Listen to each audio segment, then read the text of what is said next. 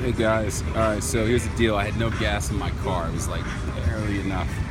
Look at that. Boom. I don't even worry about it at this point because I know he's got me covered. Look how pretty Dallas is. Check this out, coincidence. See the camera crew behind me? Yeah, they're gonna start, but whatever. The point is, I finally took a chance, or took a second, and I read the book of Revelation, okay? And Revelation 15 says when there's a sea of glass and fire, that's the Hawaiian volcano, all right? But 16, this is the playbook. This is God's playbook, all right? There are 7 vials of wrath, all right? And here's what it means. By the way, God's fair. All he wants, he's got a couple different demands, not demands because we don't give him demands, but here's what he wants, like moving forward. And this is me just being the messenger from the creator of everything, all right? But we'll get to the terms. I don't know if that's the right way to say it, but it's just what he wants to help us feel better about ourselves, okay?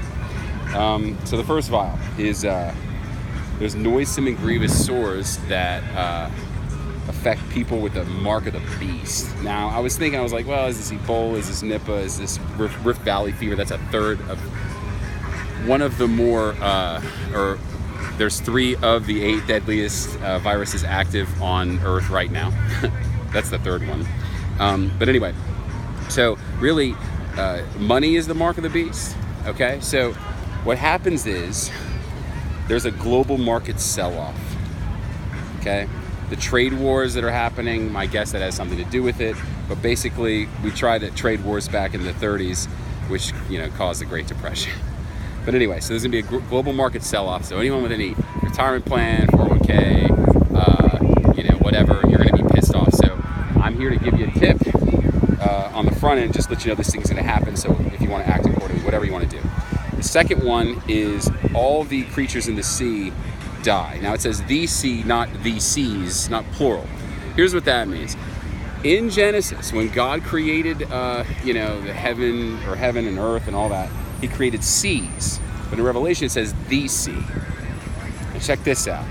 Kilauea volcano, it's barely put any lava into the Pacific so far. I mean, it's nothing on a grand scale, of history.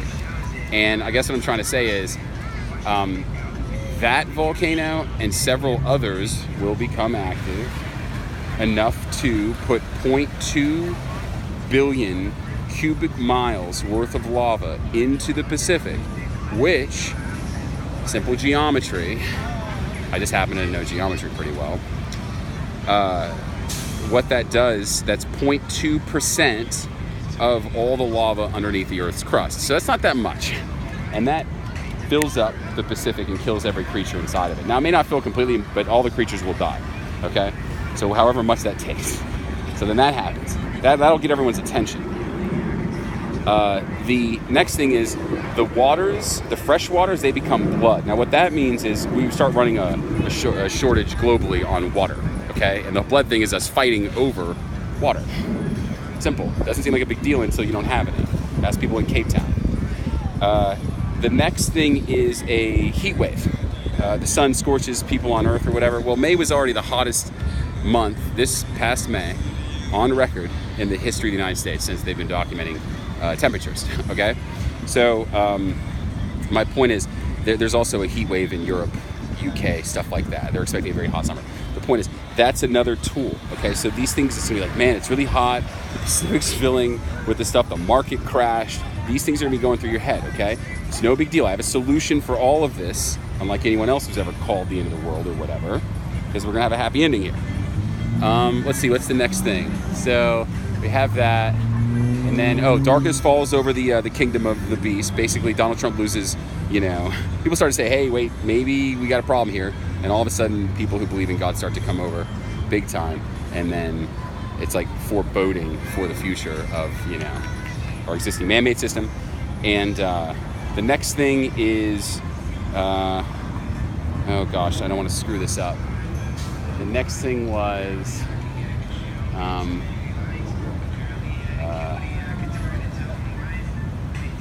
the last thing is this big earthquake. And that's going to happen July 20th, 2020, if we don't all submit these. But I feel like I'm missing one.